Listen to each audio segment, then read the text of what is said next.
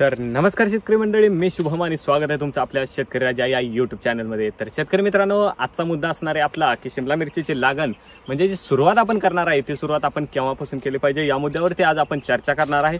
चॅनलवरती तुम्ही नवीन असाल तर चॅनलला सबस्क्राइब करा, व्हिडिओला लाईक करा आणि अशाच ज्या गरजू शेतकऱ्यांना आपल्या चॅनलची गरज आहे त्यांच्यापर्यंत लिंक पाठवून आपलं चॅनल शेअर करू शकता, जेणेकरून आपल्या मदतीने ते शेतकरी चांगल्या पद्धतीचं उत्पादन घेऊ शकतील। तर शेतकरी मित्रांनो, पहिली गोष्ट म्हणजे आपण लागण कधी केली पाहिजे शिमला मिरचीची। आणि आज हा व्हिडिओ मी अशा पद्धतीने इथे झाडाखाली बनवतो, याचं कारण असं आहे की मित्रांनो, सध्या शिमलाचे प्लॉट हे खूप कमी झालेले आहेत किंवा उन्हाळा चालू आहे त्याच्यामुळे प्लॉट नाही आहेत शिमलाचे। आता मेच्या पुढे लागणी होतील तेव्हा आपण प्लॉटवरती जाऊनच व्हिडिओ बनवणार आहे, परंतु पूर्वतयारीसाठी मी हा व्हिडिओ तुमच्यासाठी बनवतोय। तर चला व्हिडिओमध्ये आज आपण पहिला माहिती देऊया। तर शिमला मिरचीमध्ये तुम्हाला सध्या रान नीट करून घ्यायला पाहिजे। तुम्ही सध्या हा महिना चालू आहे एप्रिल, तुम्ही याच्यामध्ये रान नीट करून थोडेसे 15 दिवस रानाला व्यवस्थित करण्यामध्ये तुम्हाला टाइम जाईल। त्याच्यानंतर भेसळ डोस वगैरे हे पूर्णपणे तुम्ही बेडवरती भरू शकताय किंवा तुम्ही जे शेणखत टाकणार आहे ते तुम्ही जास्त असेल तुमच्याकडे तर तुम्ही ते रानामध्ये टाकून त्याच्यानंतर तुम्ही रान रोटावेटर करून नंतर बेड सोडू शकताय। तसेच जर कमी प्रमाणात असेल तुमच्याकडे तर तुम्ही ते बेडवरती टाकू शकता, जेणेकरून ते वेस्ट नाही होणार। आणि त्याच्यानंतर भेसळ डोसमध्ये तुम्ही 1840 1026 कॉम्बिकेल मायक्रोन्यूटन तसेच कोंबड खताचा थोड्या पद्धतीने वापर करू शकताय। आणि याच्यानंतर तुम्हाला जे लागण करायचे आहे मित्रांनो ते कधी केली पाहिजे, तर सध्या टेम्परेचर थोडंसं जास्त आहे, सध्या केल्यानंतर सक्सेस रेशो थोडासा कमी आहे, परंतु रेट या सध्या केलेल्या मिरचीला रेट खूप चांगल्या पद्धतीचा सापडतो। पण सध्या केली ना मिरची तर सक्सेस रेट थोडासा कमी, कारण रोप जळणे वगैरे किंवा मर रोग सुरुवातीला जो होतो त्याची थोडीशी प्रॉब्लेम होऊ शकते। जर तुम्हाला लागण करायची असेल तर तुम्ही मेच्या 15 पासून पुढे करू शकताय। तिथून पुढचं थोडंसं ऊन कसं असतं कमी असतं आणि 25 दिवसानंतर फ्लावरिंगला येते मिरची। आणि फ्लावरिंगमध्ये कसं होतं, उन्हाच्या टेम्परेचरमुळे फ्लावर खूप गळतात मिरचीचे, म्हणजे फुलगळ होते। तर ते फुलगळ थांबवण्यासाठी आपल्याला मेन गरज काय असते, नेट हाऊसची। जर नेट हाऊस आपल्याकडून शक्य नसेल तर 15 मेच्या पुढे तुम्ही लागण करा, जेणेकरून उन्हाचं थोडंसं कमी झालं की ऊन त्याच्यानंतर फ्लावरिंग नाही होणार, म्हणजे कळी गळणार नाही आणि तिथून पुढे आपण चांगल्या पद्धतीने माल सेटिंग करू शकतोय आणि प्लॉट चांगल्या पद्धतीने सक्सेस करून आणू शकतोय। तर याच्यामध्ये रेट कधी सापडेल तुम्हाला, तर शेतकरी मित्रांनो, पहिली गोष्ट म्हणजे जे मेच्या लागणी असते त्याच्यामध्ये लागणी थोडंसं प्रमाण जास्त असतं, परंतु एवढं जास्त नसतं की बाबा पुढे जाऊन मिरचीची जी आवक असते मार्केटमध्ये ते खूप जास्त प्रमाणात येणार नाही। किंवा जे मे मध्ये जे लागण केले जातात ते खूप कमी प्रमाणात लोक करतात, ज्यांना रिस्क घ्यायला आवडतं ते मे मध्ये लागण करतात, तसेच एप्रिलमध्येही करतात। एप्रिल एंडिंगला किंवा मेच्या 15 नंतर ही लागण केली तर खूप बेस्ट राहील, कारण यामध्ये पुढे जाऊन रेट खूप चांगल्या पद्धतीचा असतो। महिन्यापेक्षा जून जुलै ऑगस्ट या महिन्यामध्ये तुम्हाला कमीत कमी 2 महिन्यामध्ये खूप चांगल्या पद्धतीचा रेट सापडतो। जसं की गेल्या वर्षीही घडलं किंवा त्याच्या आधीही घडलं। या जून जुलै ऑगस्ट या महिन्यामध्ये एक 2 महिन्याचा कालावधी असा असतो ज्याच्यामध्ये मिरची 70-75 रुपये किलोने मार्केटमध्ये जाते किंवा याच्यापेक्षा जास्तही रेट असतो मिरचीला त्या महिन्यांमध्ये। तर 2 महिने जरी तुम्हाला खूप चांगल्या पद्धतीचे सापडले, त्याच्यामध्ये तुमचे 3 ते 4 तोडे जरी चांगल्या पद्धतीचे झाले, एकरी तुम्हाला आपल्या पद्धतीनं जर आपले शेड्यूलनं चालले तर एकरी तुम्हाला 5 ते 7 टनापर्यंत आपण तोडा काढून देतोय।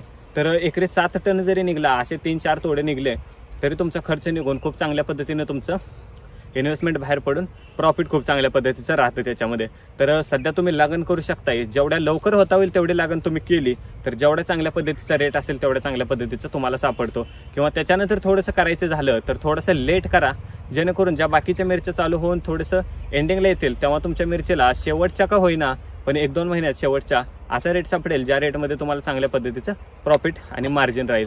तर आता तिसरी गोष्ट म्हणजे की बाबा शिमला मिरचीला जो पाऊस काळ असतो त्या काळामध्ये काय प्रॉब्लेम होऊ शकतो का, तर जे नेट हाऊसमध्ये त्या मिरच्यांना थोडासा प्रॉब्लेम होऊ शकतो। ते म्हणजे कशाचं, तर मूळकूज वगैरे, ओला कुजवा, इतर थोड्याशा प्रॉब्लेम होतात। जर रानाला शेवाळा जास्त पद्धतीने चढून राहिला तर मुळ्यांमध्ये गाठी होणं, निमेटेड होणं हे थोड्याशा प्रॉब्लेम होऊन जातात, परंतु त्याला आपण कंट्रोल करू शकतो चांगल्या पद्धतीनं। जर आपलं शेड्यूल चांगलं असेल, आपलं जर फवारण्या वेळेवर असतील, ड्रिपद्वारे जे मटेरियल देतोय आपण ते जर व्यवस्थित असेल, सगळ्या पद्धती आपल्या चांगल्या टाइम टू टाइम आपण करत असेल तर याच्यामध्ये काही प्रॉब्लेम येणार नाही। तर आता चौथा मुद्दा सांगायचा झाला तर ओपन प्लॉटला काय प्रॉब्लेम येऊ शकतो का पावसाळ्यामध्ये, तर त्याच्यामध्ये थोडंसं फ्लावरिंग म्हणजे कळी गळणं, पावसाच्या ह्याच्यामध्ये तडाख्यामध्ये थोडंसं कळी गळणं एवढा प्रॉब्लेम येऊ शकतो, जास्तीत जास्त काय नाही। परंतु पाणी साठू नये अशा जमिनीवरती तुम्ही करा, जिथे पाण्याचा निचरा होईल अशा पद्धतीत जे रान असेल त्याच्यामध्ये तुम्ही लागण करू शकताय, ज्या रानामध्ये तुमचा पाण्याचा निचरा होऊन जाईल, जेणेकरून पुढे काही प्रॉब्लेम येणार नाहीत।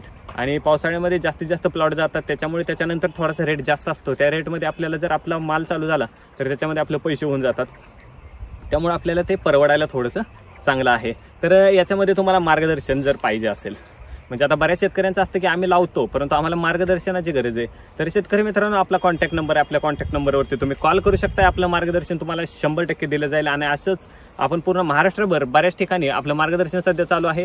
आपण बऱ्याच ठिकाणी शेतकऱ्यांना मार्गदर्शन करतोय, छत्रपती संभाजीनगर, नाशिक, तसेच इतर जळगाव आणि बघायला गेलं तर इकडे इंदापूरला आपण आहेत। सध्या इंदापूरमध्ये आपण कन्सल्टिंग चालू आहे, तसेच सांगोला, सांगली, आटपाडी इतर भागांमध्ये आपली कन्सल्टिंग चालू आहे। आपण सध्या मोहोळलाही काम करतोय, इतर बऱ्याच जिल्ह्यामध्ये, सोलापूर जिल्ह्यामध्येही आपण काम करतोय।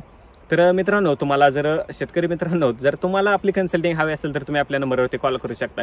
जर शक्य झालं तर आम्ही व्हिजिट तर करतोच, परंतु जर जिथं जाऊन आपण व्हिजिट करू शकत नाही प्रत्यक्षात, त्यांना आपण ऑनलाईन शेड्यूल देतोय। ऑनलाईन शेड्यूलची फी अशी काही जास्त नाही मित्रांनो, जे तुम्हाला पूर्णपणे परवडण्यासारखी आहे।